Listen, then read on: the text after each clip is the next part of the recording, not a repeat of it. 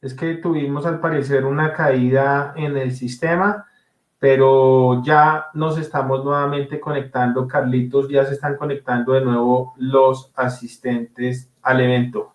Ok. Bueno, si quieres comienza Carlitos, ya está subiendo el número de asistentes. Ok, pero no tengo imagen, no importa, ¿me estarán viendo? Ahí ya te estamos viendo. Ok, ¿qué faltaría cargar? ¿La presentación Sí, únicamente? sí, Carlos, como la tenías ahorita al lado del micrófono, arriba azulito en la pantalla del computador, ahí puedes compartir.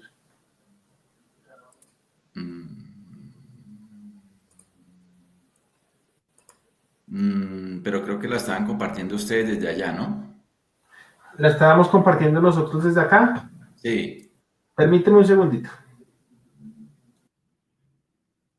pues yo la tengo por acá, pero no la tengo abierta a la mano. Ya, espérate un segundito. Paciencia a todos los que estén allí, estas cosas pueden pasar. Estamos en nuestra nueva realidad. El ¿Listos? tiempo, Bien. el tiempo en televisión y en internet es corto y puede fallar, entonces aprovechemos. Bueno, vamos entonces. Con el breve saludo, les voy a contar algo, adelantando un poco el final de la presentación, y es que este contexto en particular en el que nos encontramos con ocasión de la pandemia hace parte de esos riesgos emergentes. Antes de la pandemia, por ejemplo, los que trabajan en higiene industrial hablaban del riesgo biológico, hacían sus presentaciones, divagaban un poco sobre el asunto, pero ahora, hoy día, sí hemos tenido que empezar a encontrar, a determinar cómo hago yo para tomar una muestra, cuál es la técnica más adecuada, cuál es el proceso adecuado, cómo la llevo al laboratorio, cómo la transporto, cómo puedo procesar esa muestra para obtener los resultados que esperaría frente a una exposición a riesgo biológico. Eso que estamos viviendo, esa realidad que estamos viviendo todos nosotros en nuestros países, hace parte de esos riesgos emergentes, adelantándome un poco al final de la presentación.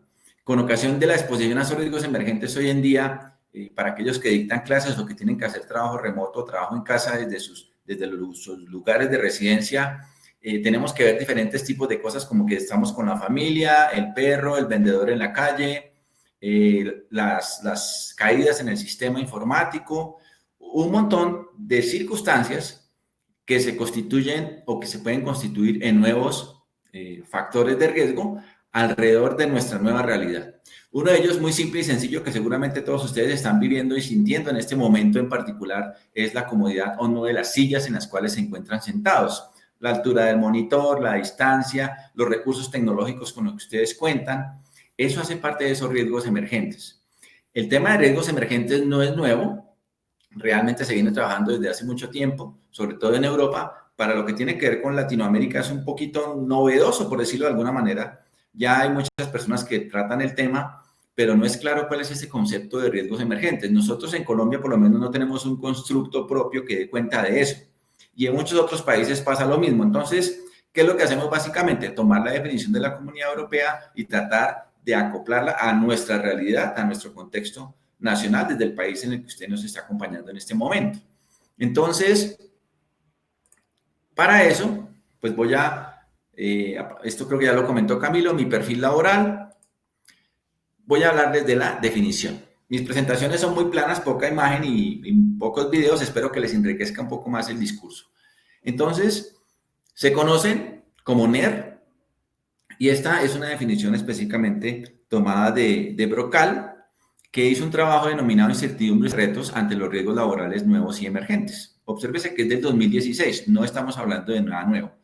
De hecho, una metodología que vamos a ver más adelante hacia el finalizar de la presentación fue un estudio de tesis doctoral que trató de encontrar esa estrategia metodológica que me permita a mí identificar esos riesgos emergentes y con base en esa identificación proponer medidas de control en el fuente, en el medio, en el trabajador, seguir la jerarquía del control, eliminación, sustitución, controles de ingeniería, controles administrativos y por último, como ustedes saben, la entrega de elementos de protección personal. Voy a poner acá mi cronómetro antes de que se me olvide porque me pongo a hablar y se me olvida. Ya, me robé 2 minuticos, un minutico.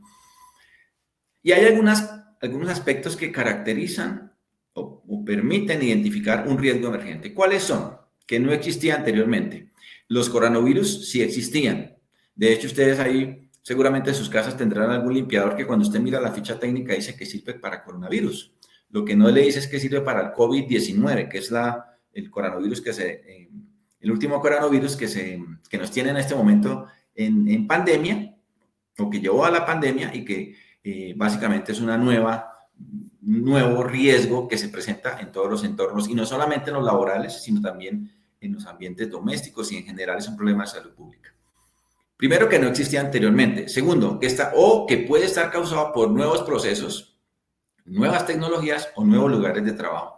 En términos generales, para aquellos de ustedes que son administradores o responsables de la seguridad y salud en el trabajo en las organizaciones, cada vez que usted trae un nuevo proceso implica un nuevo riesgo.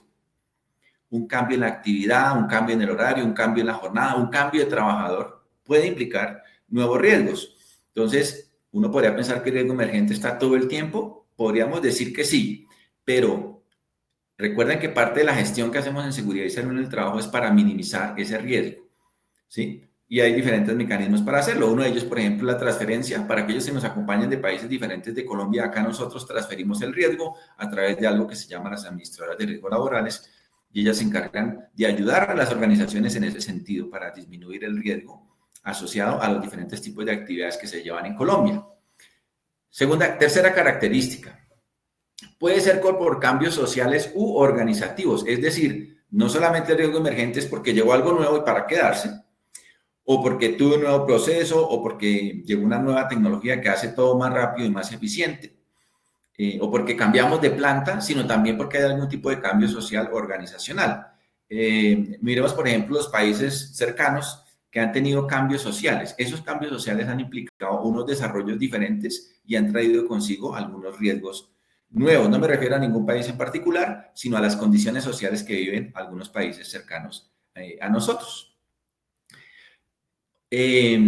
Por ejemplo, cuando hablamos de una constituyente en un país, del cambio de un partido político, del nombramiento de un nuevo presidente, generalmente vienen cambios sociales importantes y allí se pueden presentar riesgos emergentes.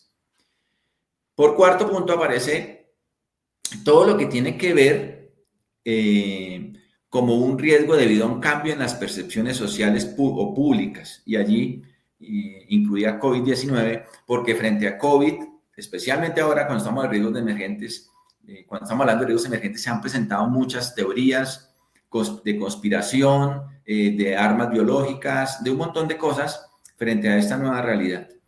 ¿Qué sí es cierto de todo eso? Que hemos venido aprendiendo en el proceso. Recuerden que la Organización Mundial de la Salud y otras entidades gubernamentales en diferentes países recomendaban algunas cosas al inicio. Entonces, por ejemplo, hemos tenido el uso de cabinas de aspersión. Hay países donde todavía la utilizan, en México, por ejemplo, a pesar de que la OMS emitió unas recomendaciones específicas para su no utilización. En Colombia, nosotros también, a través de la Sociedad Colombiana de Ingenieros, con la cual yo trabajo, con la Sociedad Colombiana de Ingenieros Ocupacionales, hago parte, digamos que soy uno de los miembros. El Ministerio de Trabajo y Protección Social en Colombia y otras organizaciones no recomendaron el uso de cabinas de aspersión para atención del COVID. Hay países donde la siguen utilizando. La OMS también nos dijo no utilicemos protección respiratoria N95, dejémoselo exclusivamente a los servicios médicos sanitarios para evitar su escasez. A pesar de eso, pues hay personas que las utilizan. En un momento dijeron no es necesario utilizar tapabocas o mascarillas o protección nasobucal como usted la conozca. Hoy en día ya es obligatorio para todo el mundo. Y socialmente está mal visto que una persona no utilice protección respiratoria o que se acerque a usted a hablarle sin mascarilla o sin tapabocas. Eso hace parte de esos procesos de cambio social organizativo. Y hace también parte del cambio de percepción que tenemos nosotros o lo que tienen las personas del riesgo. Ahí juega un papel importante todo lo que tiene que ver con la información y con la desinformación, porque a través de redes sociales en especial, por decir algo, un ejemplo real, es el uso de termómetros de no contacto.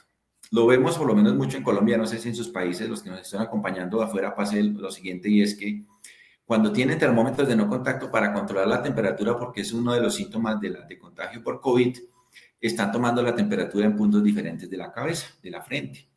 Las fichas técnicas de esos productos dicen claramente en el manual del usuario que debe medirse en la frente y ocasionalmente algunos dicen que en el oído. Pero usted ve que toman temperatura en el cuello, que toman temperatura en la muñeca, en la cara posterior, en la cara anterior, en muchos sitios diferentes, Pero yo les pregunto a ustedes, los que están allá detrás de la pantalla, cuando su mamá quería saber si usted tenía fiebre, ¿dónde se la tomaba? No me contesten. En la frente. Porque allí hay más vasos sanguíneos y es donde usted primero siente la temperatura. Usted no siente que tiene fiebre en el tobillo del pie. Son cambios de paradigmas, ¿cierto? A veces llegan unos más fuertes. De hecho, vi un video mexicano que hablaba de que estos termómetros de no contacto eran nocivos para la salud. Y de ahí todo el mundo en adelante considera que es una verdad absoluta. Y no lo es para nada. El termómetro específicamente mide, más no irradia, ¿cierto? Eso hace parte de los riesgos emergentes. Estoy poniéndonos un poco en contexto. La gente considera que utilizar eso es un riesgo para su salud y que sacarla de ahí es una tarea titánica y muy difícil de llevar a cabo. Cuando hablamos de los riesgos, o cuando estamos hablando de riesgos emergentes, entonces, ¿cómo hago yo para estimar si es un riesgo emergente o no? Muy sencillo. Sigo estos pequeños pasos que aparecen aquí. Estoy supervisando mi tiempo. Primero, si aumentó el número de peligros que dan origen a un riesgo. Recordemos que el peligro es una cosa y el riesgo es otra. En términos generales, el peligro yo lo observo, el riesgo lo evalúo. Entonces, si aumentó el número de peligros, puedo considerar que es una categoría emergente. Un primer síntoma.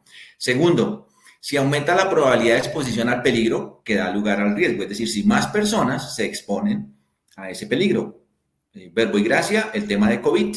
Por eso, dentro de las estrategias estaba el distanciamiento social o la cuarentena o el confinamiento. Hay diferentes tipos de estrategias que se tomaron frente al COVID precisamente para disminuir ese riesgo derivado de la exposición a personas que sean portadores. Hoy en día, por ejemplo, en Latinoamérica y en muchas partes del mundo, sobre todo en nuestros países, tenemos muchos pacientes asintomáticos. Hay gente que dice que es que es asociado a nuestra dieta alimenticia. En Colombia se dice, ¿no? Que aquí comemos plátano y yuca y eso nos hizo inmunes a los síntomas del COVID. Paradigmas. Aumentar el nivel de exposición y número de personas expuestas. Por eso es, entre otras cosas, que se limita, específicamente hablando del COVID, los eventos masivos. Aún así, recordemos, hemos tenido accidentes graves o situaciones, calamidades, como la que vivió hace poco el país hermano de Perú. Si hay alguno aquí, por favor, mis condolencias por eso que pasó, y es que digamos que en el desespero por estar encerrados tanto tiempo, y eso está amarrado de alguna manera con nuestras economías emergentes, la gente decidió salir, se fueron todos a un lugar y allí sucedió un accidente. Al final muchos de ellos tenían COVID, pero no los mató el COVID, los mató el hecho de estar todos en un mismo sitio y que la salida de emergencia no fuera suficiente o estuviera adecuada para ese proceso de evacuación que estaba haciendo la policía. Recordemos, eso sucedió hace poco en Perú, porque aumentó el nivel de personas expuestas a ese peligro, lo que aumentó el riesgo o la probabilidad de que sucediera un accidente, que fue efectivamente lo que pasó. ¿Qué otro factor es importante? Que aumente el efecto del peligro sobre la salud de los trabajadores. En Colombia específicamente, menos mal, se reconoció a las personas de los servicios médicos sanitarios que sufren de COVID o que fueron contagiados de COVID, se le conoció como de origen laboral. Antiguamente no existía y de hecho en el contexto nacional en Colombia, incluir una enfermedad dentro de esta tabla de clasificación de enfermedades laborales es una labor titánica y bastante difícil porque prácticamente hay que establecer la relación causal y eso puede implicar una tesis de maestría o de doctorado o mucha jurisprudencia al respecto. Para ello se hizo de manera inmediata para los servicios médicos asistenciales o sanitarios. Hemos tenido fallecimientos en Colombia, muchos, de personas de los servicios médicos asistenciales, sobre todo médicos, que son como el primer frente de atención de estos tipos de pacientes, no tanto en enfermeras, aunque sí ha pasado. Ellas son las especialistas en cuidado, en todo lo que tiene que ver con cuidado, pero asimismo, como ellas cuidan al paciente, se cuidan ellas de no enfermarse. Eso es a lo que nos referimos con el aumento en el efecto del peligro sobre la salud de los trabajadores. Y por último, ¿cuándo considero yo que un riesgo es emergente? Cuando empeora la gravedad de los efectos sobre la salud y el número de personas afectadas. Si en su empresa cambió un proceso, una actividad, una tarea, y encuentra alguno de estos síntomas asociados al riesgo, sospeche que ese es un riesgo emergente y que en ese orden de días usted tiene que hacer algo para atenderlo ya.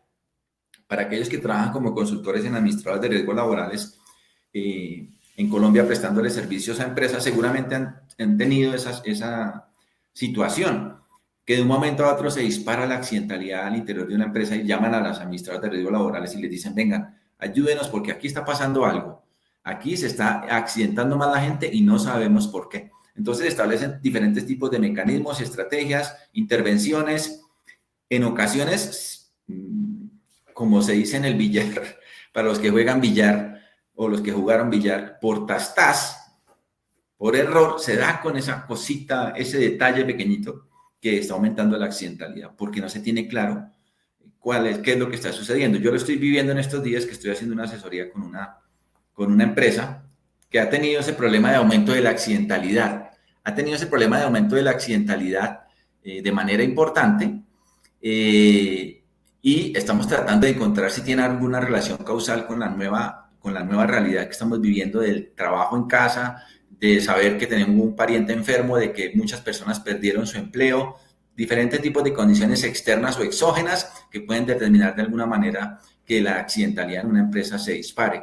Tengo un riesgo que no es propio, que no lo puedo controlar, sino que viene de afuera. Eso es más crítico, cuando tengo un riesgo que viene de afuera, que no puedo controlar, de alguna manera, poderlo identificar y tomar medidas frente a ese riesgo es una actividad más compleja todavía aún de seguir. Cuando hablamos de los riesgos emergentes, hay algunos antecedentes. En el 2014, por ejemplo, en Europa se llevó a cabo una encuesta para determinar cuáles eran esos riesgos nuevos y emergentes que tenían las organizaciones. Se aplicó todo un estudio transversal a nivel empresarial en Europa y allí se encontraron algunos que en el 2014 se identificaron, pero que hoy día persisten. Es decir, a pesar de que se identificó que eran riesgos emergentes, las medidas de intervención no han sido posibles para disminuir esa exposición a ese riesgo o eliminar los peligros.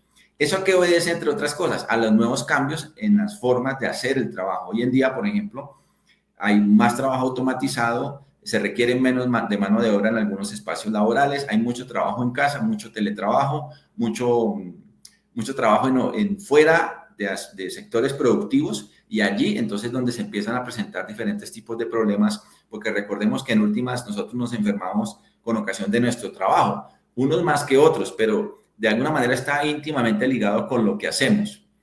Si los que me acompañan hoy son salubristas o trabajan en áreas administrativas, seguramente ya han empezado a tener problemas del manguito, problemas del codo, del hombro, de la espalda, con ocasión de su trabajo por la posición sedente. Eso es un riesgo emergente. Eso es un riesgo emergente. En Europa se hizo también un estudio sobre nanopartículas. No es un tema nuevo desde el 2019, pero hoy en día esas nanopartículas cada vez han ingresado más en el mercado. De hecho, si usted recientemente, antes de la pandemia, fue al odontólogo, es posible que le hayan puesto una calcita en el diente, una reparación en el diente con nanomateriales.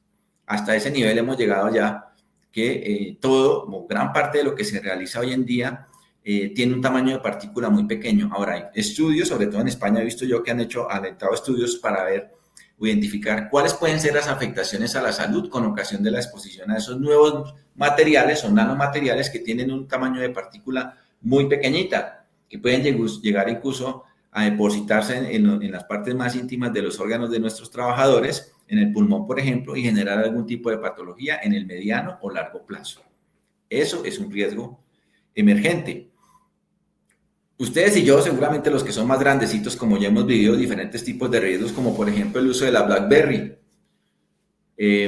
Ahora con ocasión de la pandemia, por ejemplo, me he vuelto aficionado a las series y estoy viendo Modern Family y ahí estoy viendo los primeros capítulos y utilizan BlackBerry. Cuando se utilizó la BlackBerry, este trabajo que se hacía con la BlackBerry podía desencadenar problemas de salud. Hoy en día ya no se hace de esta manera porque ha evolucionado la tecnología. En la medida en que la tecnología evoluciona, nuevos procesos, nuevos riesgos. Eso es importante que lo tengamos clarísimo.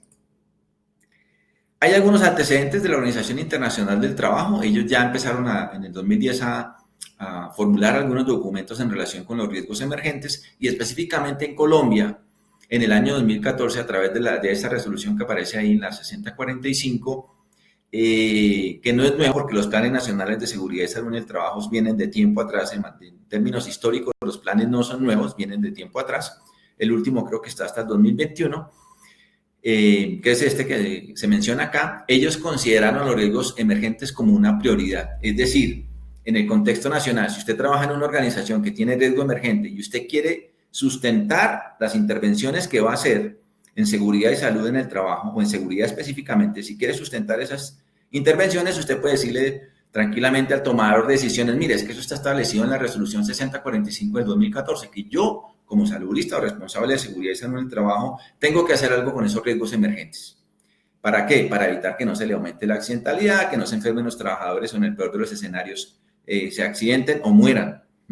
Ese es el fundamento legal, por lo menos en el contexto nacional.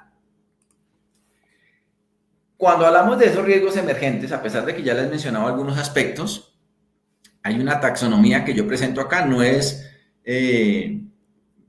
dinámica, más bien no es lo último, es dinámica, es decir, está cambiando en función de los procesos. Y hay uno que aparece de primero, es lo que tiene que ver con salud pública y enfermedades zoonóticas. Esto que estoy escribiendo, que está escrito ahí, no es nuevo. Viene desde el año 2014, lo estamos viviendo. Recuerden que cuando se hizo la trazabilidad del COVID, decían que había sido derivado del pangolín y del murciélago y del cerdo y de una serie de animales que terminaron transfiriendo esa enfermedad a los seres humanos. Enfermedades zoonóticas que de alguna manera se transmitieron a nosotros. Ahora, esto no es tan frecuente, generalmente es al revés.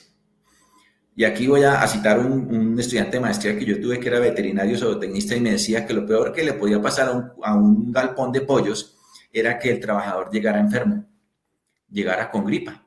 Porque si el trabajador llegaba con gripa y se enfermaba 1, 2 o 3 pollos, tenían que sacrificar a todo el galpón. Es decir, en ese caso, nosotros seríamos los causantes de la muerte de esos pollos del galpón. Es en ambos sentidos, entonces, lo que tiene que ver con salud pública. La inocuidad alimentaria es otro tipo de clasificación, porque ustedes saben que en la medida en que los alimentos estén limpios, se garantiza que estos no sean un mecanismo de contagio para las demás personas. De ahí es donde se derivó en gran parte lo de las cabinas de aspersión, porque hay plantas de producción donde el trabajador, antes de entrar en contacto con el alimento, pasa por un sistema de aspersión. Pero es que el trabajador ahí, en ese caso, va ataviado, dotado de muchos elementos de protección personal, muchísimos, y realmente el contacto que tiene con la piel de los productos químicos es mínimo.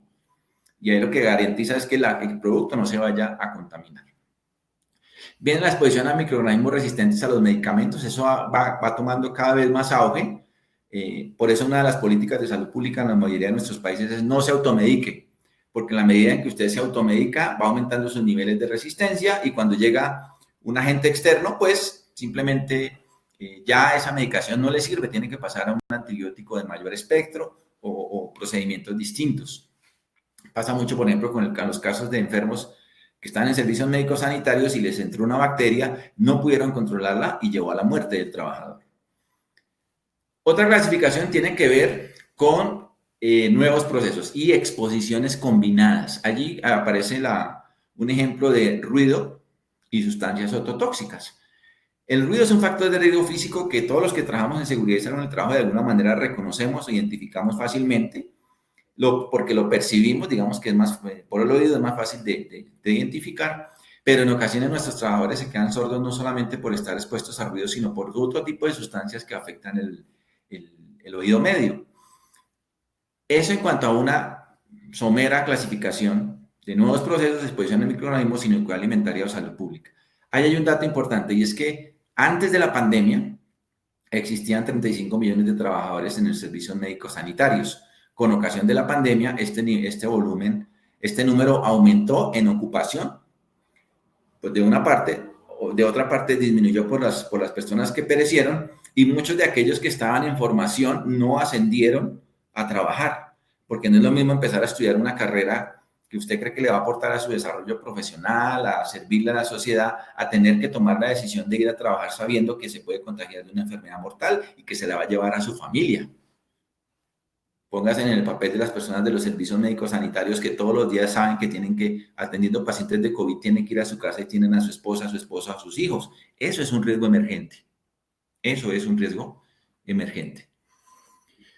Otras formas de clasificación, todo lo que tiene que ver con las nuevas tecnologías, lo estamos viviendo. Por ejemplo, yo ahora, hoy en día, no me estreso cuando entro a la plataforma y no me funciona, pero las primeras veces, yo recuerdo en mis clases o en reuniones de trabajo, porque yo hago asesoría, hago consultoría y docencia. En mis primeras clases, por ejemplo, el perro que está por ahí en la terraza ladrando, en mis primeras clases me estresaba mucho por eso, ¿sí? Ay, esto no sirve, no carga, no sé cómo entrar. Tranquilo, tranquilo, eso le puede generar tecnoestrés. Y yo creo que algunos de ustedes que han hecho uso de estas plataformas han sufrido el tecnoestrés, porque hay muchas, ¿sí? Hay muchas plataformas para comunicaciones. Ese tecnoestrés es derivado, entre otras cosas, de eso, del uso de nuevas tecnologías. La ciberviolencia, lo hemos visto, esa es un tipo de riesgo emergente que antes no teníamos, porque antes la vida social de uno no estaba en la red. Hoy en día la vida social de ustedes está en todas las redes. Si usted no es nadie, voy a reformularlo.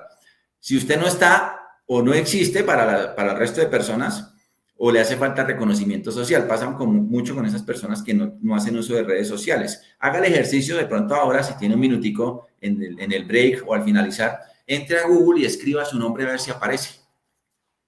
¿Sí? Escríbalo. Seguramente encontrará una foto suya que nunca se había imaginado, o encontrará su nombre asociado, o tendrá un homónimo, pero tendrá que aparecer en la red en algún momento. La biotecnología hace parte de esa nueva clasificación. La tecnología ya lo mencioné, la era digital, y esto que estoy mencionando acá da origen a nuevos trabajos. Ya se los voy a comentar.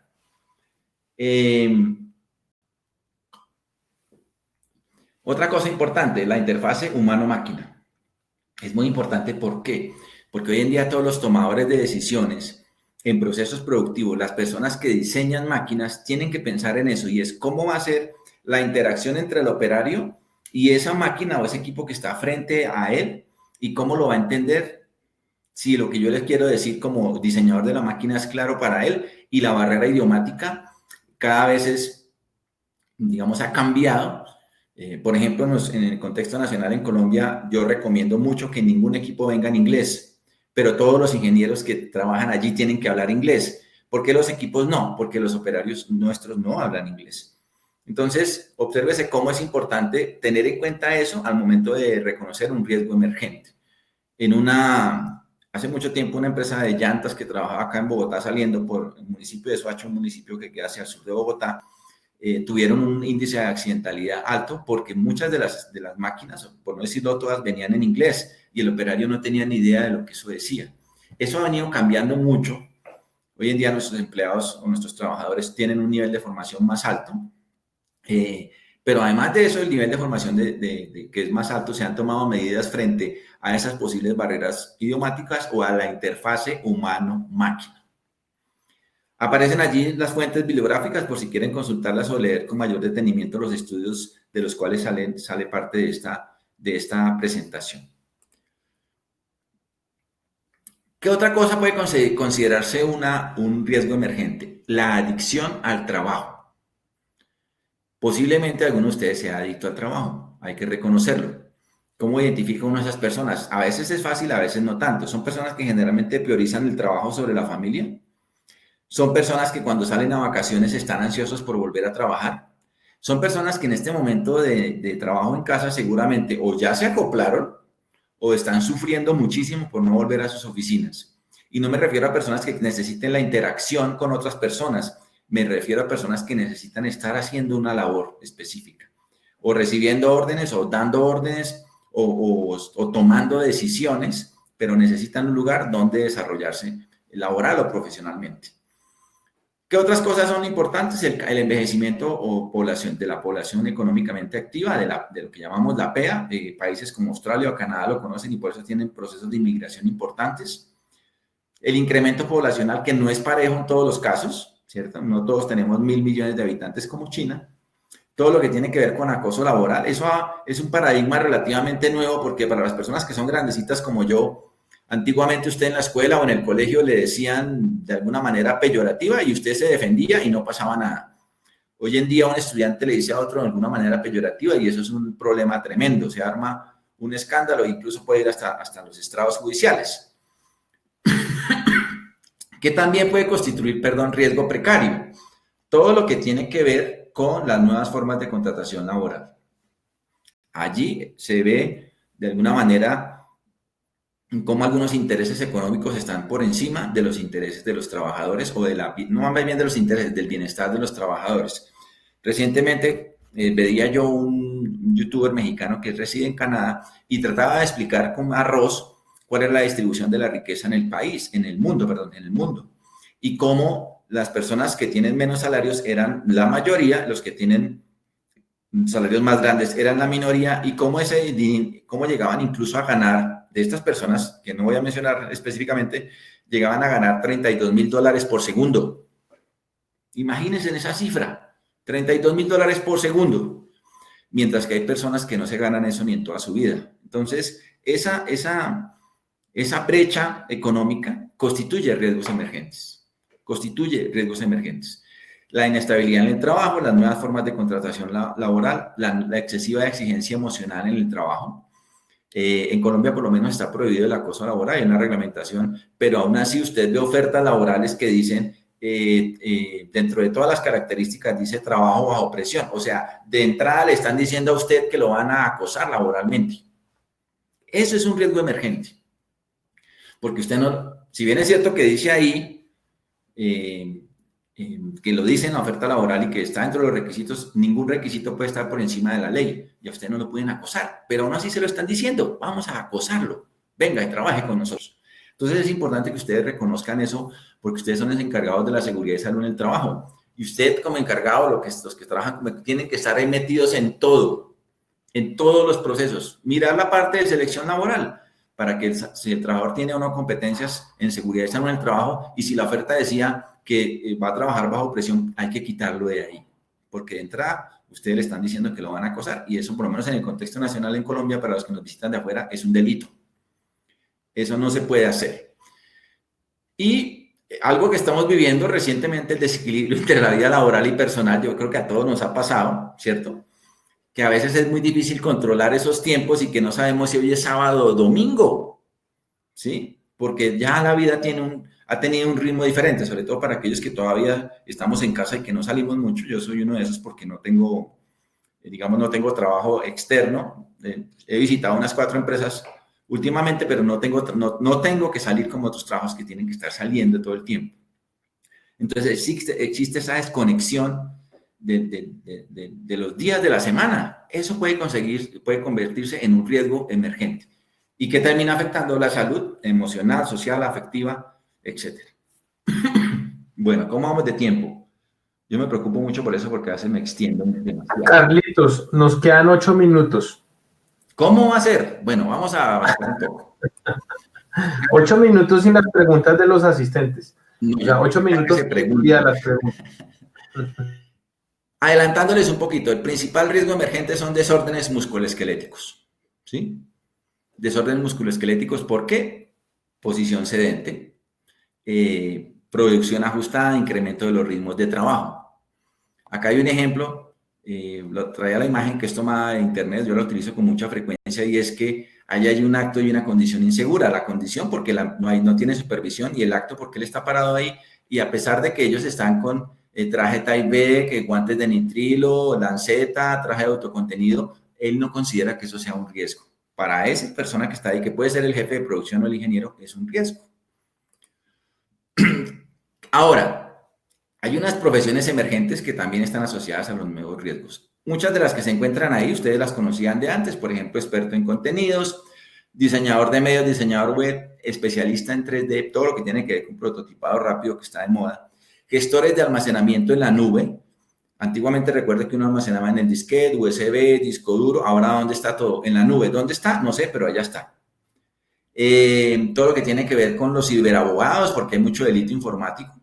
El desarrollo de aplicaciones móviles. Hoy en día, pedí otras estadísticas de España, de Europa, y ellos eran proporcionalmente el área del mundo donde más desarrollaban y descargaban aplicaciones móviles a su celular para hacer un montón de cosas. Nosotros hoy en día también somos víctimas de eso, y el desarrollador de esas aplicaciones móviles trae consigo unos nuevos riesgos emergentes, y nosotros como usuarios también. Por ejemplo, a los que nos acompañan desde Colombia, yo no entendía cómo se utilizaba Rappi, hasta que por allá ya empecé a utilizarla y ahora me volví usuario de Rappi. Algo que uno pensaría pues tan sencillo, pero no sabía cómo hacerlo, ¿sí? Otras profesiones emergentes. Miren, aquí traigo a mi youtuber favorito, para los que lo conozcan, y si no se los cuento, Luisito Comunica, mexicano que tiene 35 millones de seguidores y que a los 10 minutos de sacar un video lo han visto 635,000 personas. Youtuber, famosísimo, ¿cierto? Es una profesión emergente y él tiene que tener riesgos emergentes, obviamente, porque tiene que estar pensando todos los días cuál es el nuevo contenido que voy a desarrollar para que los 35 millones de personas que me siguen no se aburran y me sigan viendo. Eso implica un desgaste mental. Eso es una profesión emergente. Ahí aparecen otros como el tutor, para los que trabajan en docencia, el bloguero, nanomédico, gerente de muerte digital. No sé si lo han pensado, pero el día que usted se muera, que a todos nos va a pasar, ¿quién va a borrar su cuenta de Facebook, de Twitter, de Instagram? ¿Quién va a quitarle el WhatsApp? ¿Quién va a hacer todas esas cosas relacionadas con la muerte digital que antes no tenían? ¿Cómo vamos? 13. 8 minutos nos quedan.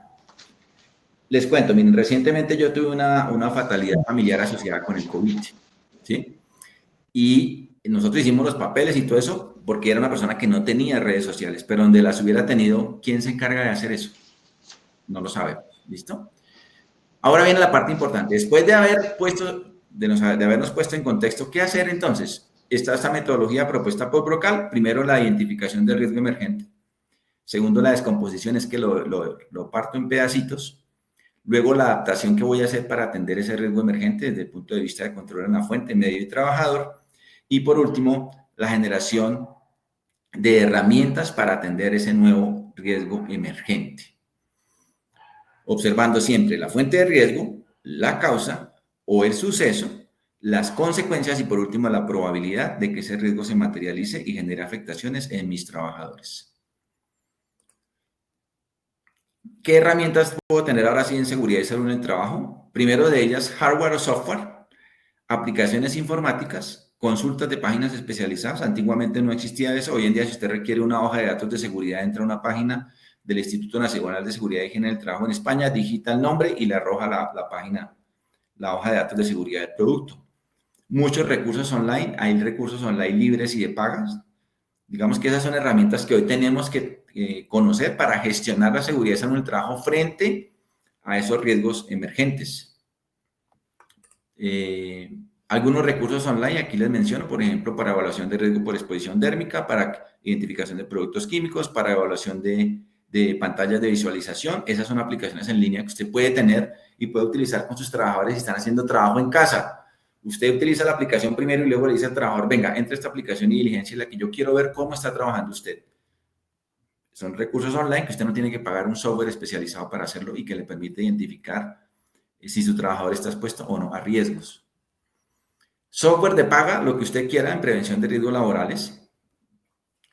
Recientemente estuvimos buscando un software para esto y, por ejemplo, todo lo que tiene que ver con modelamiento matemático de planes de emergencia y contingencia para estimar tiempos de evacuación. Por ejemplo, de eso no hay mucho desarrollo, pero existen uno que otro software para eso. Pregunta, ya que me quedan 2 minutos, ¿cuánto me queda, Juan? 3 minutos con cara de 2, Carlitos. 2 minutos en este momento. Bien, pregúntese usted, ¿qué lleva siempre encima? Si es casado, va a decir que la esposa. ¿Qué nos acompaña a todas horas? ¿Qué miramos al acostarnos y al levantarnos?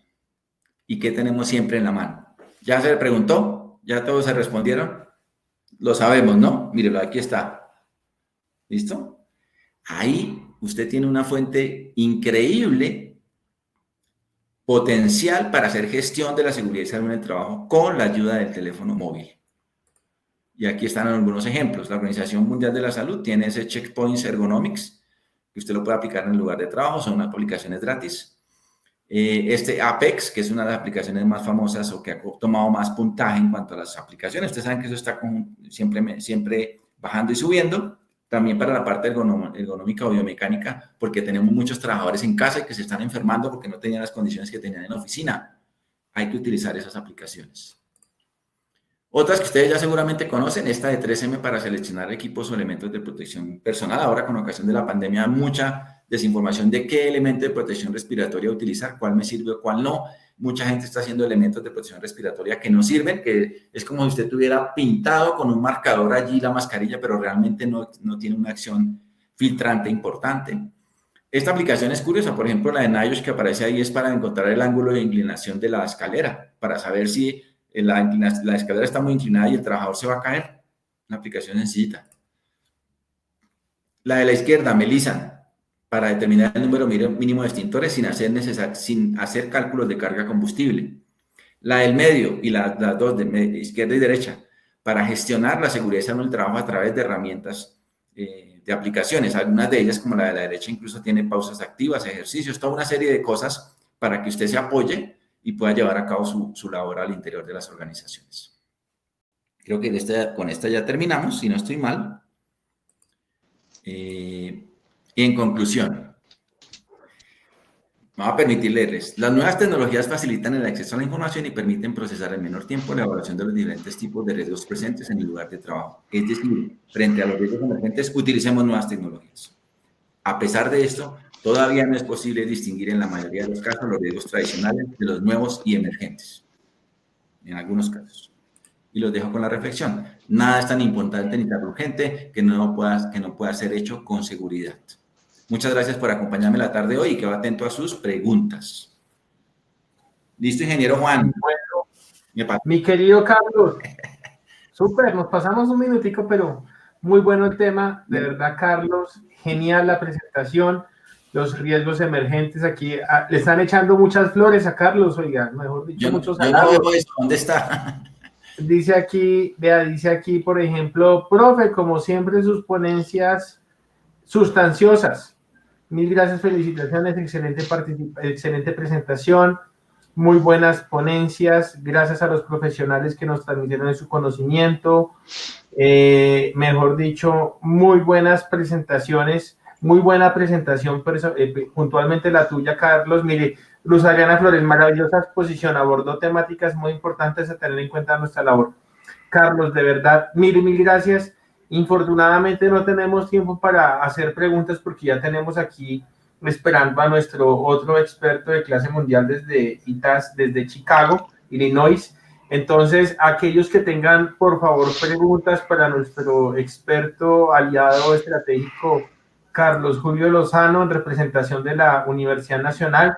Aquí está su correo electrónico, cjlozanop@unal.edu.co o cjlozanop@gmail.com, o si bien quieren nos pueden escribir a nuestro correo electrónico, redes sociales, y con todo gusto le haremos llegar las inquietudes al profesor Carlos Julio. Carlitos, gracias, como siempre, chévere compartir esos espacios con Carlos, su conocimiento, experticia indudable, y le da un muy alto nivel al evento. Gracias, Carlitos. Gracias, ingeniero. Gracias a todos por acompañarme esta tarde. Que estén muy bien. Éxitos. Gracias. Perfecto. Chao. Gracias. Chao.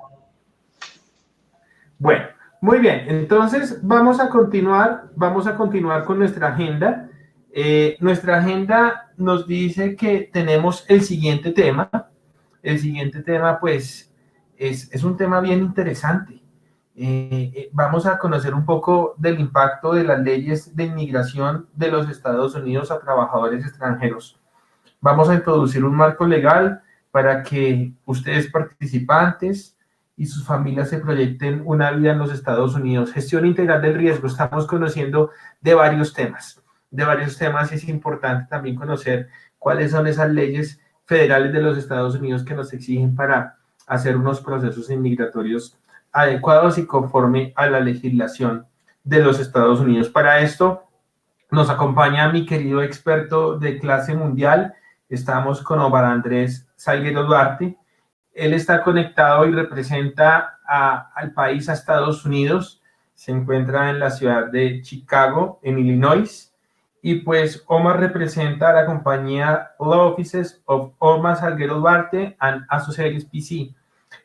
Pues Omar, te damos una cordial bienvenida, un caluroso saludo aquí desde Colombia, desde, nuestra ciudad Bogotá, diciéndote que estamos pues con muchos asistentes aquí de varios países, varias ciudades que están muy interesados en conocer tu presentación, Omar. A partir de ese momento comienzan a contar nuestros 40 minutos. Bienvenido, Omar, muchas gracias por estar acá.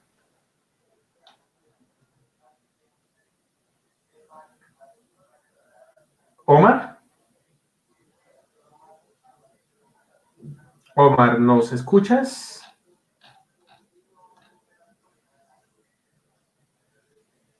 No ha prendido la cámara.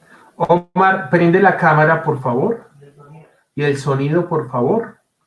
Parte superior izquierda hasta que te aparezca el símbolo de la cámara y el símbolo del micrófono en azul. En ese momento te vamos a escuchar y a ver. Ya vemos tu presentación, pero no te estamos viendo. Omar.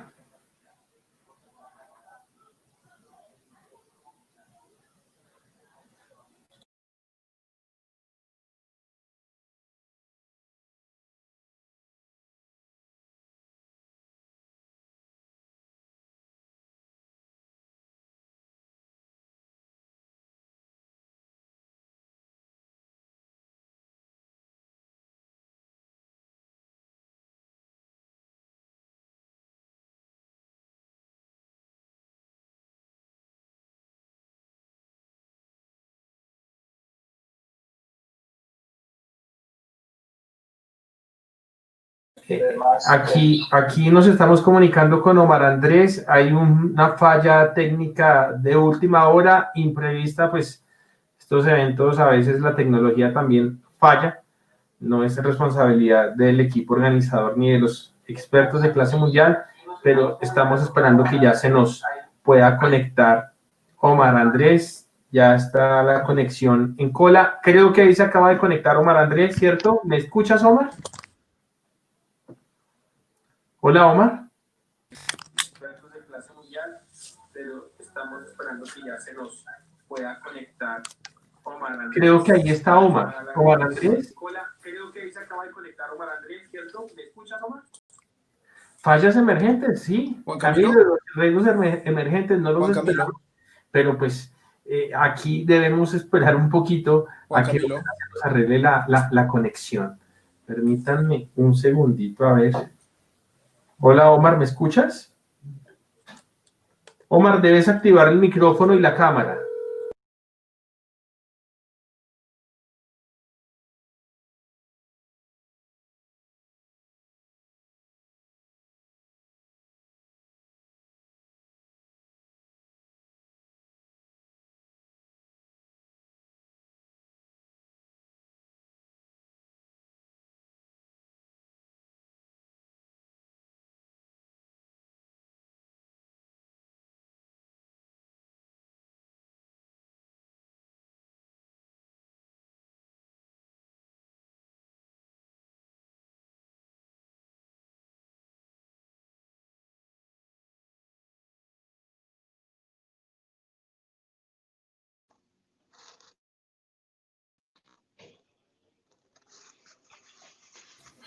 Bueno, aquí nos estamos conectando con Omar Andrés. Tenemos algunas fallas técnicas. Quiero contarles en este momento, pues que ya estamos finalizando, ya casi finalizando. Esta es nuestra penúltima sesión del día de hoy. Los queremos, Juan, por favor, ojalá que estén presentes y atentos en nuestro conversatorio con expertos. No, es que no entra a las 6 de la tarde tendremos nuestro conversatorio con expertos. Vamos a estar hablando con 3 expertas, representantes de firmas nacional y multinacionales, conociendo de sus buenas prácticas en la gestión de los riesgos. Vamos a estar de 6 de la tarde a 7 de la noche, hora Colombia, para que aquellos que están fuera del país, por favor, puedan ajustar sus horas locales al horario Colombia y puedan asistir a este conversatorio en donde, como les decía, vamos a conocer esas buenas perspectivas y prácticas empresariales frente a la gestión de los riesgos y a la seguridad laboral. En este evento nos va a estar apoyando la gerente Latinoamérica, LATAM de HC de PepsiCo, Alex Rico. Nos va a estar acompañando la jefe de gestión de OpenAI, Arista Life Science, Lady Jaramillo, multinacional también, y también nos estará acompañando en representación de la firma Conexión Móvil, el operador más grande de Transmilenio, Sistema Nada de eso, porque está, ya Bogotá, te envié una foto de donde estoy. de gestión humana, la directora de gestión humana, Sandra Rodríguez Castillo, representación de Sí, Conexión Móvil. estoy tratando Entonces, vamos aquí de adelantándonos ahí un poquito dice, a nuestra próxima, está para entrar, pero no entra. de las 6 de la tarde, y contándoles pues también que mañana seguimos con una super agenda. Vamos a tener una agenda muy especializada para ustedes. ¿Qué? Vamos a tener la presentación de la Fundación Ver para Creer. Vamos a tener la presentación de la Asociación Latinoamericana Voy a salirme del link otra vez. IPTEC, en fin, de varias organizaciones, el ICONTEC, el Instituto Colombiano de Normas Técnicas y Certificación. Vamos a estar hablando con la Fundación Alianza Colombo-Búlgara. También va a tener su presentación sobre ICEL y Terapia Plaza, que cierra mañana con una super clase de Zumba para que estiremos, para que cambiemos un poco el ambiente y también aprovechemos el Congreso para tener un buen momento de esparcimiento. Las sesiones de mañana vamos a estar hablando de cosas muy importantes, la humanización de la gestión de seguridad y salud en el trabajo, el wellness corporativo como una estrategia efectiva de gestión de los riesgos y de la seguridad laboral. Vamos a estar hablando, la ciberseguridad nos está afectando en tiempos de pandemia. Están los hackers, están, como decimos en Colombia, alborotados, están robando información, están robando dinero de las cuentas. Pues aquí tenemos problemas. Gestión antisoborno en épocas de pandemia a cargo del ICONTEC, una conferencia genial. Vamos a estar aquí hablando de la ISO 37000, vamos a estar hablando y de la ISO 31000, vamos a estar hablando de cuestiones bien interesantes en compañía del Instituto Colombiano de Normas Técnicas y Certificación. Asimismo, la Alianza Colombo-Búlgara nos estará acompañando en un tema bien interesante, liderazgo adaptativo en épocas de pandemia. Vamos a estar hablando de esa famosa gestión de riesgo químico que también nos afecta y nos está afectando la seguridad, no solamente en las empresas, sino también en los hogares. Entonces vamos a estar hablando de ese importante tema, así también como vamos a estar hablando de la alimentación saludable, por favor, para que tengamos unos buenos hábitos de alimentación en casa. Y cerrando pues con nuestra superclase de Zumba, la más esperada de mañana, para la cual pues estamos seguros de su participación activa para que podamos sacar el mejor provecho de esta buena actividad. Entonces ahora sí creo que Omar Andrés se ha conectado. Omar Andrés, hola. ¿Me escuchas, Juan Camilo? Sí, Omar. Hola, Omar, habla, por favor. Omar. ¿Ya me ves? Sí, Omar, ahí te estamos escuchando. Sí, ya te vemos. Eso, súper. Perfecto. Muy bien, Omar, bienvenido. Me diste tiempo para explicar la agenda que termina el día de hoy, la de mañana, y pues estaba haciéndote una presentación. Pues tenemos a Omar Salguero representando a los Estados Unidos en este congreso. ITAS está conectado desde la ciudad de Chicago, en los Estados Unidos, en Illinois, y pues Omar está representando a su propia compañía, firma de abogados muy experta en el tema de inmigración. Si ustedes de pronto van a algunas cadenas importantes como CNN y demás cadenas en español, ustedes pueden buscar a Omar Salguero, que es un abogado muy reconocido para los inmigrantes a los Estados Unidos. Entonces, con orgullo lo digo, muy buen profesional, buen amigo personal de muchos años. Y pues Omar, mi querido Omar, bienvenido, qué bueno y qué placer y qué honor tenerte en este congreso. Bienvenido, el escenario es tuyo. Muchísimas gracias, Juan Camilo. Un abrazo para ti, muchísimas gracias por la invitación y un abrazo muy especial para toda tu audiencia, de esa participación. Me he estado muy positivamente impresionado por esa calidad, ese capital humano y esas conexiones y ese grupo de trabajo con el cual cuentas. Excelente trabajo, muy buenas presentaciones. He estado durante el día escuchando y realmente excelentes panelistas, muy técnico, muy importante toda esta información. Pero esta ponencia va a ser un poquito más práctica y nos estamos saliendo un poco de su industria, ya que yo no ejerzo en este tema de la gestión de riesgos y seguridad laboral. Yo soy abogado aquí en los Estados Unidos, pero cuando hablamos con Juan Camilo y le tratamos de dar una filosofía, una visión a esta presentación, decidimos de que era importante presentar otro punto de vista y decir, bueno, trabajamos tanto, aprendemos tanto, conocemos tanto, pero bueno, esta información, ¿cómo la podemos utilizar y darle una plataforma hacia el exterior? Y obviamente el país de esta región, de este hemisferio, el país clave, pues es los Estados Unidos. Entonces, para tu audiencia, que quise preparar ciertos puntos claves que ojalá les sean prácticos si es que consideran los Estados Unidos como el foro, como el lugar para ejercer todos estos conocimientos técnicos, ¿no? Y de seguir desarrollándose en esta profesión tan bonita, tan técnica y tan útil, ¿no? Entonces, perfecto, Omar. Muchas gracias. Muy bien, muchas gracias. Entonces, bueno, una de las cosas, obviamente la intención de esta presentación no es hablar de política, pero las leyes de inmigración, y yo creo que no cuesta mucho trabajo llegar a esta conclusión. En los últimos 3, 4 años, nada más comprender CNN o cualquier medio de comunicación, vamos a ver la cantidad de información que tiene que ver con inmigración y qué activo, qué dinámico y qué complejo ha sido la política y la normatividad que tiene que ver con inmigración.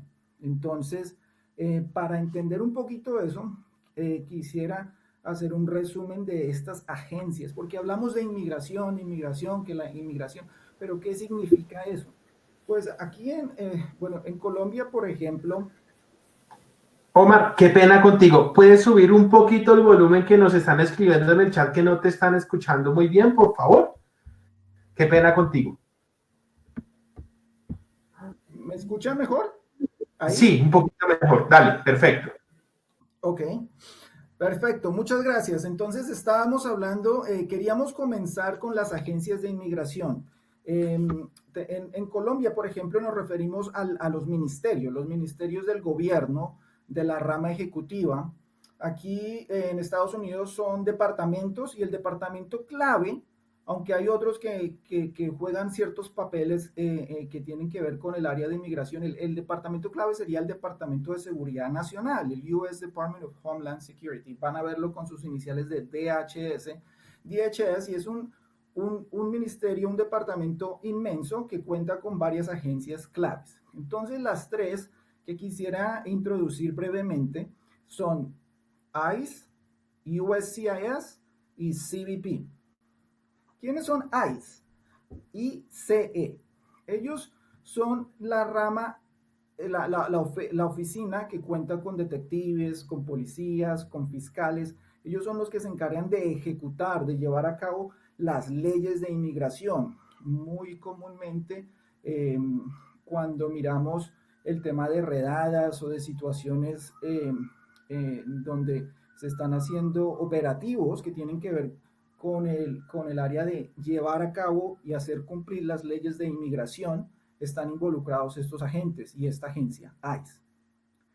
La siguiente es esa en términos prácticos, esperemos que en su vida profesional no tengan mucho contacto con esa entidad, ya que esta normalmente tiene que ver ya con situaciones de criminales, situaciones de problemas de personas que han violado las leyes de inmigración, o situaciones de esta naturaleza, ¿no? Las otras dos, por eso no hablamos mucho de esa, pero las otras dos vamos a enfocarnos un poquito más. USCIS y CBP. CBP es Customs Border Patrol. Esa es la agencia a la cual pertenecen los oficiales con los cuales interactuamos en los puntos de entrada, en los puntos de inspección y admisión a los Estados Unidos.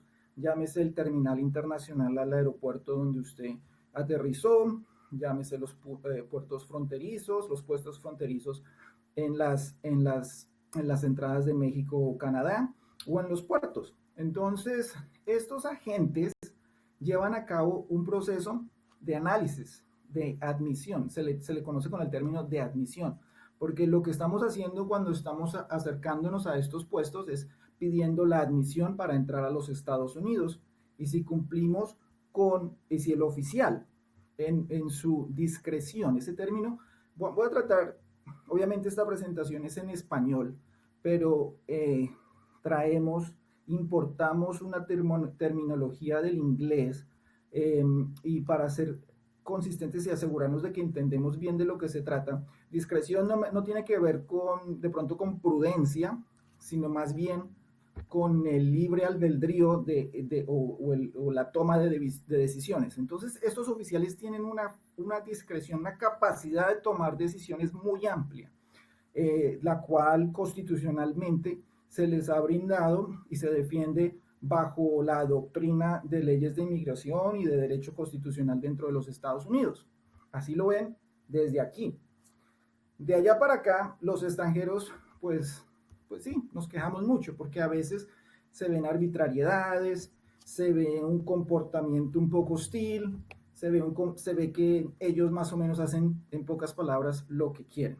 Entonces, eso viene por eso, por esa discreción que se encuentra en muchos de los parágrafos de las leyes de inmigración, donde se le otorga la discreción a estos oficiales de la agencia que estamos hablando, no solo de CBP, sino también en USCIS y en ICE. La discreción para aplicar, para llevar a cabo, para ejercer y enforzar las leyes de inmigración. Un tema importante que tiene que ver con CBP, antes de que pasemos a la siguiente agencia, es que aquellos de ustedes que ya llevan varios años viajando a los Estados Unidos, recuerden que en unos años nos entregaban una cartulina blanca, el famoso I-94. Este documento nos permitía saber cuánto tiempo nos daban de permiso para estar en los Estados Unidos. Entonces hagamos ahí un pie de página, una nota. La visa para viajar a los Estados Unidos puede ser de 2 años, puede ser de 5 años, puede ser de 10 años, con entradas múltiples durante ese tiempo, dependiendo la visa. Ya vamos a hablar, la mayor parte de la presentación es hablar de diferentes visas y leyes, ¿no? Pero para dar un ejemplo, con la visa B1, B2, que es la visa de turismo y aquella que se utiliza para efectuar negocios muy pequeños, muy simples, entonces esa, en el caso de Colombia, por ejemplo, en los últimos años, pues nos las han otorgado por 10 años, ¿cierto? Pero obviamente eso no significa que podemos vivir en los Estados Unidos por 10 años. El permiso, al entrar, el que se pone en este documento que les hablaba del I-94, en esa cartulina blanca que daban antes, y ahora lo hablo desde el punto de vista de que la agencia donde se puede encontrar ese récord, porque ya no nos dan la cartulina blanca, sino donde pueden entrar a mirar en la página de CBP, simplemente con una pequeña búsqueda en Google pueden hacerlo, obtener mi I-94, los lleva a la página electrónica de CBP, de Customs Border Patrol, y ahí pueden, colocando su número de pasaporte y su nombre y todo, pueden mirar los récords de entradas y salidas de los Estados Unidos e imprimir eso como la prueba de entrada y salida legal de los Estados Unidos. Eso es importantísimo para mostrar un récord de entradas y salidas, para demostrar que se ha entrado legalmente, para mostrar que se ha cumplido con las visas y eso le puede servir mucho a su abogado después cuando lo contacten, ya sea para un trámite de una visa no inmigrante o para una visa de tipo migratoria. Entonces, hablábamos que este I-94, ahí sí va a decir el permiso de estadía. ¿Cuánto tiempo le dan? No asumamos que siempre nos van a dar 6 meses. Es común, es el tiempo más común que nos dan con las visas B1, B2, por ejemplo, pero nos pueden dar 1 mes, nos pueden dar 2 meses, nos pueden dar 3 meses, especialmente si ellos ven una frecuencia muy alta de visitas durante el último año. Si ellos, si los oficiales, y otra vez vuelve la palabra discreción, que tienen esa capacidad amplia de decir, bueno, usted está entrando y saliendo mucho, ¿qué es lo que está haciendo acá? Si ellos tienen más preguntas, pueden enviarlo a una oficina especial, a un cuarto. Muchos de mis clientes le llaman el cuartito. Eso se llama la inspección diferida o inspección secundaria, donde un oficial de inmigración ya se sienta con ellos en el escritorio y le hace más preguntas detenidamente, de nuevo, ejerciendo la discreción. Y hay que tener mucho cuidado ahí, porque cualquier cosa que que demuestre un pequeño incumplimiento con el propósito de la visa con la que usó para la entrada anterior, pues puede crear problemas. Por ejemplo, si en su entrada anterior utilizó una visa de turista y ellos encuentran alguna información o tienen razones para sospechar que estuvo estudiando o trabajando, entonces vamos a tener problemas. Entonces hay que ser muy prudente, hay que ser muy estratégico, muy cuidadoso, porque ellos muchas veces hasta los teléfonos celulares pueden revisarlos, pueden mirar el WhatsApp, pueden mirar información y estos son puntos fronterizos. Entonces ahí no quiero desviarme mucho y entrar a otras temáticas de derecho constitucional donde se puede inspeccionar la propiedad privada y todo esto, pero en los puntos fronterizos estas protecciones son muy mínimas, las protecciones constitucionales a nuestra privacidad, porque nosotros mismos estamos pidiendo entrar, estamos pidiendo que nos admitan a los Estados Unidos, entonces estamos entregando mucho de nuestra privacidad al solicitar esa entrada. Entonces han ocurrido una gran variedad de problemas para mis clientes latinoamericanos y desafortunadamente pues ya me llaman y no, abogado, ya me devolvieron, me quitaron la visa, me cancelaron.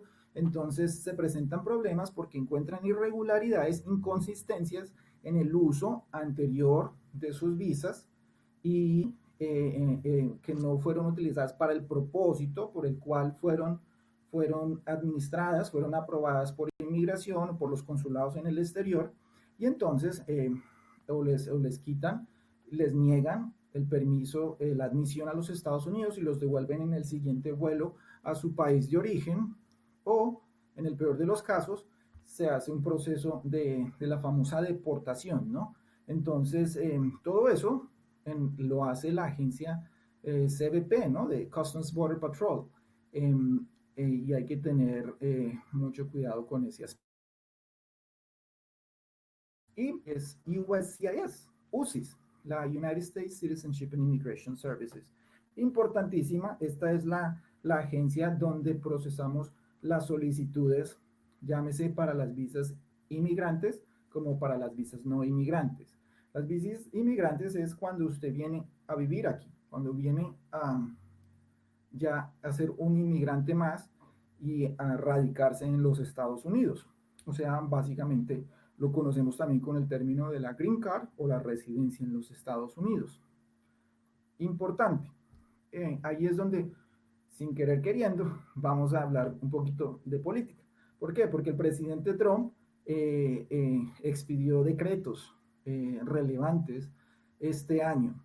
También hablamos la situación de la pandemia, pues como en todo, aquí no es la excepción, ha sido fundamental en afectar este proceso. Entonces, a principios de este año, la Casa Blanca expidió una proclamación, eso fue en abril 22, o sea, ya una vez entrada la pandemia que estamos desde marzo, basado en esta problemática y tomando como justificación, otros decimos que como excusa para frenar la inmigración legal a los Estados Unidos, porque para frenar inmigración ilegal ellos han tomado muchísimas medidas y se han invertido millones y millones de dólares, y de eso no estamos hablando, porque eso puede ser una presentación también aparte, pero aquí estamos hablando estrictamente en cuanto a inmigración legal a los Estados Unidos. Se están utilizando estos decretos. Por eso el título, para no expandirlo más, lo dejamos nada más las leyes que impactan, pero realmente podemos elaborar un poquito más en ese título y decir, bueno, existen decretos, existen acciones ejecutivas, existen proclamaciones. Estas son, así le llama la Casa Blanca, proclamaciones. Y en este año principalmente dos proclamaciones importantísimas. Una que es la que les estaba hablando, de abril 22 de este año, donde deciden frenar la expedición de visas para inmigrantes en el exterior. Existen unas excepciones, pero, pero si ustedes ya tienen una visa, una petición para venir aquí por medio de un familiar de los Estados Unidos, o si lo estaban haciendo también por medio de un proceso, por medio de un trabajo para la Green Card, con ese pues ya tuvieron que haber trabajado en los Estados Unidos y tenían una visa de trabajo por un buen tiempo, o por las visas de inversionista, el famoso programa EB5, también esa es una de las excepciones. Pero entonces eso lo ha frenado el presidente y realmente va a estar activo hasta finales de este año.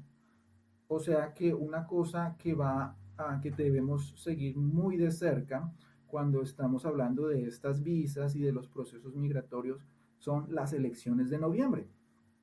Que si reeligen al presidente Trump, entonces muy probablemente no solamente vamos a ver una extensión en estas famosas proclamaciones, sino también vamos a ver nuevas proclamaciones, nuevos decretos, nuevas acciones ejecutivas que van a seguir restringiendo y frenando la inmigración a los Estados Unidos. Por eso es importantísimo estar muy bien asesorados, porque esto está cambiando casi semanalmente. A veces cada semana recibimos 2, 3 cambios fundamentales que hacen temblar todos los pilares básicos con los cuales nosotros ejercíamos esta área del derecho, son cambios amplios, son cambios radicales, aplastantes, que no solo afectan a estas visas de no inmigrantes, sino también al asilo, al proceso de la defensa o del alivio migratorio en las Cortes de Inmigración de los Estados Unidos, y a las peticiones estas por medio de familia o por medio de un trabajo.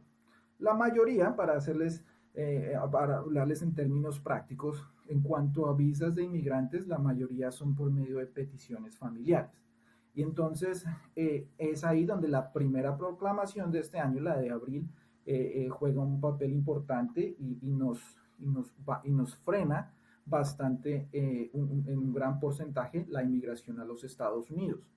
La otra proclamación que es importante, y ya entramos a este tema de las visas no inmigrantes para profesionales, así como ustedes, entonces ahí también tenemos una restricción, que utilizan la situación de la pandemia y los problemas económicos, llámese el desempleo primordialmente, que afectan la expedición de estas visas. De hecho, las frenaron por completo en los campos de las visas H1B, H2B, la J, la visa L.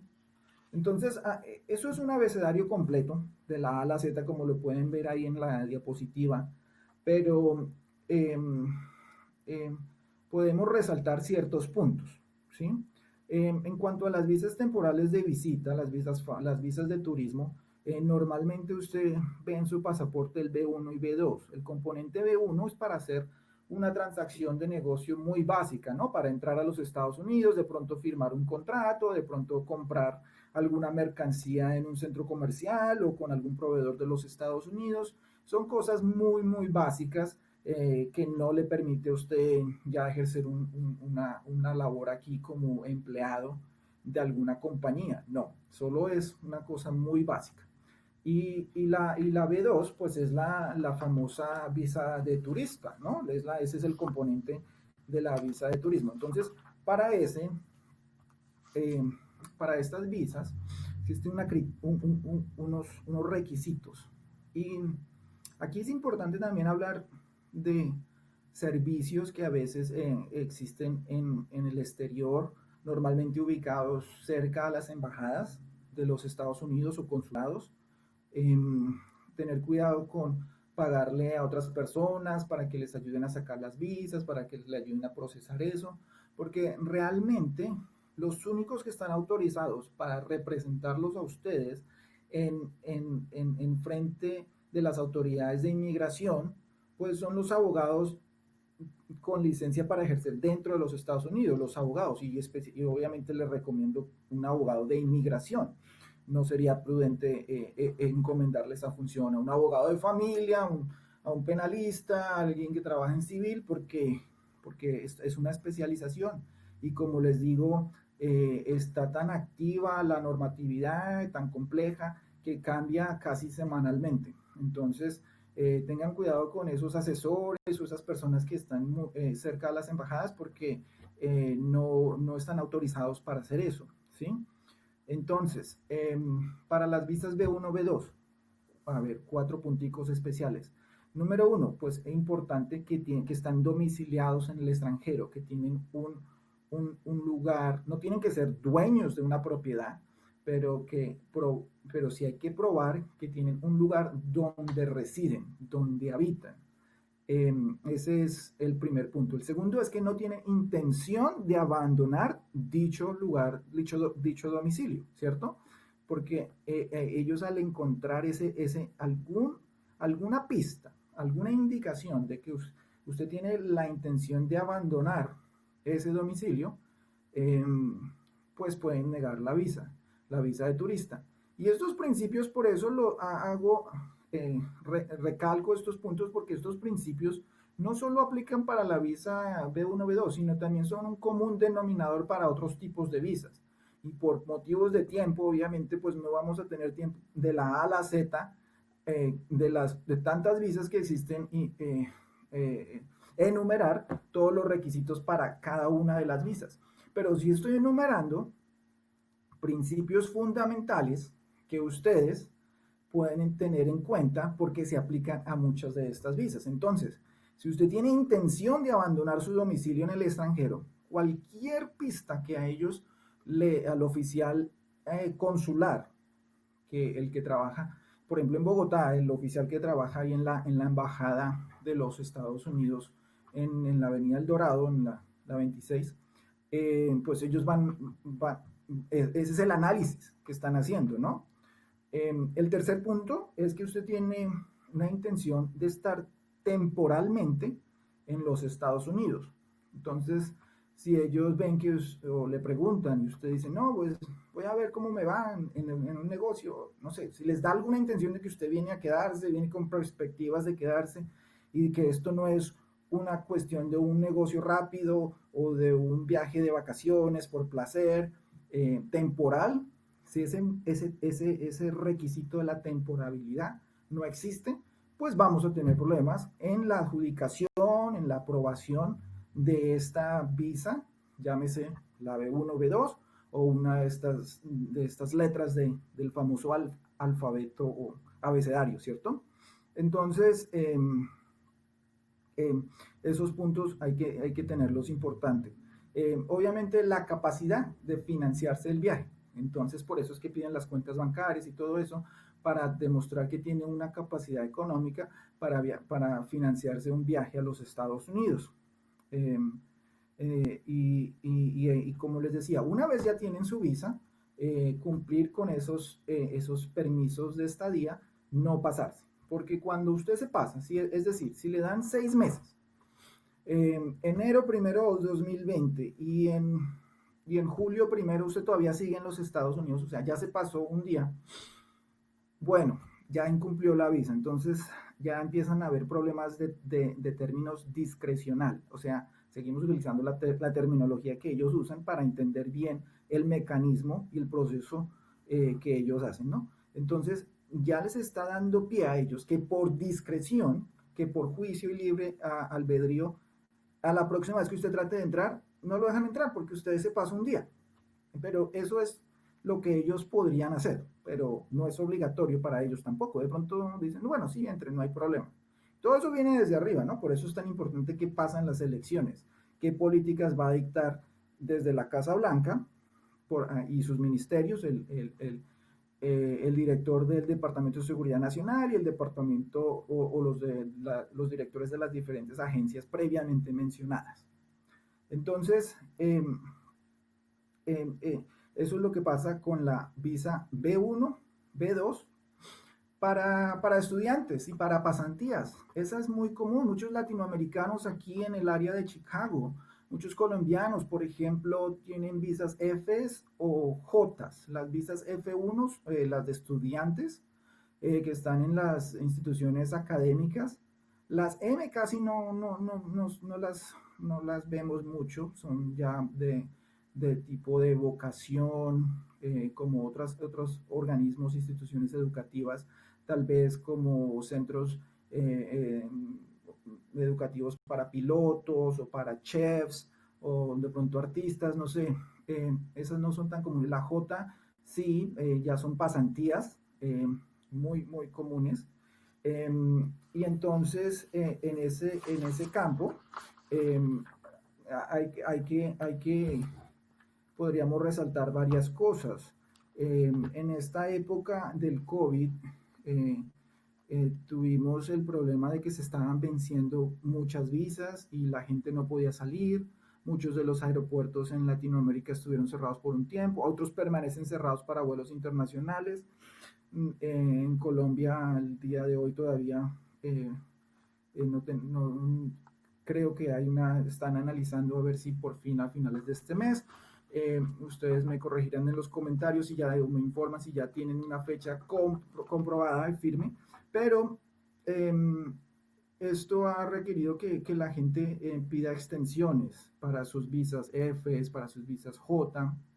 Entonces es importante estar al día para que no se pasen del tiempo permitido, porque empecé a presentar el formato o lo que les decía de pasarse un día. ¿Qué pasa si usted se pasa más de 6 meses? O sea, en el ejemplo, entró en el enero del 2020 y en enero del 2021, o sea, si le dieron 6 meses en el contexto de la visa de turista, y enero del 2021 ya significa que ya se pasó 6 meses, o sea, acumuló 6 meses de presencia irregular en los Estados Unidos. Usted al salir se le impone un castigo de 3 años. O sea, así se case con una ciudadana o un ciudadano de los Estados Unidos, no va a poder entrar por 3 años. Es un castigo obligatorio. O sea que ahí sí no va a ser discreción de los oficiales de inmigración que trabajan. Están obligados a imponerle el castigo. Entonces, tiene 3 años. Si se pasa un año, o sea, entró, de nuevo el ejemplo, enero 2020, le dieron 6 meses, pero siguió un año después, o sea, en el verano del 2021, todavía siguió, estaba en los Estados Unidos y después de eso se fue, o sea, acumuló más de un año de permanencia irregular en los Estados Unidos, sale, se le impone un castigo de 10 años. Muy seria ese castigo. Entonces, es muy importante tener en cuenta esos castigos porque ¿qué pasa si a usted le sale una oportunidad laboral muy atractiva en los Estados Unidos? Está la empresa, le ofrecen un trabajo, vamos a procesarle su visa de trabajo, pero ¿qué pasa? Usted cumple una visa de turismo en el pasado y no, tiene un castigo de 10 años, tiene un problema serio, no le van a aprobar su visa de trabajo porque tiene ese castigo. Entonces hay que tener mucho cuidado con eso porque esos castigos son difíciles de manejar. ¿Ok? Entonces... Mi querido Omar, qué pena. Te quedan 2 minutos. 2 minutos, ok. Sí, Omar, qué pena contigo. No hay problema. Hemos tocado los puntos más básicos de todas maneras y los puntos más importantes, más comunes, que son las visas B1, B2, F, J. Las visas para personal empresarial, pues primero que todo, como les decía, basado en la proclamación, en la política, en la pandemia y estas cosas, pues están bloqueadas, ¿no? La H1B, por ejemplo, que sería la más común para los profesionales. La L también es muy importante porque esa le permite a profesionales que están manejando una compañía en el exterior y que quieren abrir una nueva sucursal en los Estados Unidos, hacer esa transferencia, pero también tenemos problemas por ahí. Las visas diplomáticas y de organizaciones no gubernamentales, esas son las A, G, C2, C3. Por ese lado no tenemos muchas complicaciones, pero tampoco son muy prácticas para nuestro grupo, a menos de que vayamos a trabajar en una organización no gubernamental, tal vez. Visas para prometidos, ese campo es muy interesante porque ese sí es muy común. A veces tenemos una relación con un ciudadano de los Estados Unidos y estamos considerando muy seriamente ya oficializarlo, ponerlo, casarnos con esta persona, pero entonces se puede pedir una visa de prometido, esa es la famosa visa Q1, fiance visa. Entonces, pero para eso hay que probar que se conocieron en persona en los 2 años anteriores al momento de solicitar la visa. Y también poderle probar a USCIS, la agencia encargada de adjudicar esa solicitud, de que se va a llevar a cabo el matrimonio en los 90 días apenas entre los Estados Unidos. Es obligatorio hacerlo en los primeros 90 días. Las visas de tránsito, tripulación, las CDN, no muy comunes. Las visas de cooperación con las autoridades, esas también pues tuvo que pasar algo triste, digamos en la visa U, es cuando usted ha sido víctima de un crimen dentro de los Estados Unidos y tiene que ser no cualquier crimen, hay una lista de 27 crímenes, actividades criminales que calificarían para eso y también tiene que usted contribuir, cooperar, ayudar a las autoridades a que se judicialice a esa persona, usted ayuda en la investigación. Ok, Juan Camilo, creo que ya se nos está acabando el tiempo. ¿Qué preguntas hay o qué inquietudes? Bueno, mi querido Omar, pues primero que todo agradecerte porque la verdad esta es una información bien interesante que nos atañe a muchos trabajadores y ciudadanos latinoamericanos porque es uno de los grandes cocos, ¿no? ¿Cómo hago para ingresar a los Estados Unidos? ¿Cuáles son las visas que debo tener en cuenta y que debo considerar? En este momento tenemos bastantes inquietudes, pero infortunadamente, Omar, por el tema de tiempo, no es posible contártelas en este momento. Yo te voy a pedir un favor, si quieres coloca el último slide, porque ahí está tu contacto. Creo que tú lo colocaste exactamente. Yo les voy a pedir el favor porque sí hemos recibido bastantes inquietudes, Omar, respecto a la expedición de las visas. Aquí hay una persona que dice que se va a contactar contigo para hacerte unas consultas. Están hablando de algunos riesgos en medio de la pandemia, de la aeronáutica civil colombiana. En fin, entonces yo les voy a pedir a los asistentes a la conferencia que se contacten directamente con Omar. Su correo es omar@omarsalguerolo.com, para que por favor le escriban directamente y todas aquellas inquietudes y dudas que tengan respecto al tema de visado e ingreso a los Estados Unidos puedan ser claramente respondidas y atendidas por nuestro experto y querido amigo Omar. Omar, de verdad, muchísimas gracias. Los comentarios los mejores, excelente la información. Tuvimos algunas cuestiones por el volumen bajito, pero al final pues ya la gente no tuvimos más reportes, entonces creo que se arregló cuando te dijimos, pero dicen la ponencia excelente, tienen muy buenos comentarios también la conferencia tuya. Entonces de verdad, Omar, muchas gracias por haber asistido, por haber hecho parte de este evento, tu disertación sumamente importante y valoramos enormemente eso, Omar. Un fuerte abrazo desde Bogotá. Bueno, muchas gracias por la invitación y saludos a todos y que prosiga la conferencia tan exitosamente como lo ha sido hasta el momento. Muchísimas gracias, mi querido Omar, un fuerte abrazo para ti. Bueno, mis queridos amigos, en este momento vamos a dar inicio a nuestro conversatorio de expertos. Les estoy copiando en este momento el link para que ustedes puedan tenerlo. Ya les voy aquí a enviar el link. Aquí el link que los va a redirigir a la... Permítanme un segundito, lo estamos copiando. Un segundo, por favor.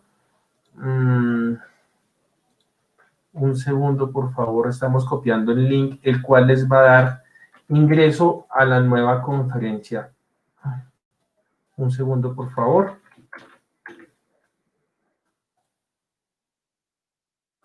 Aquí lo tienen ustedes, por favor.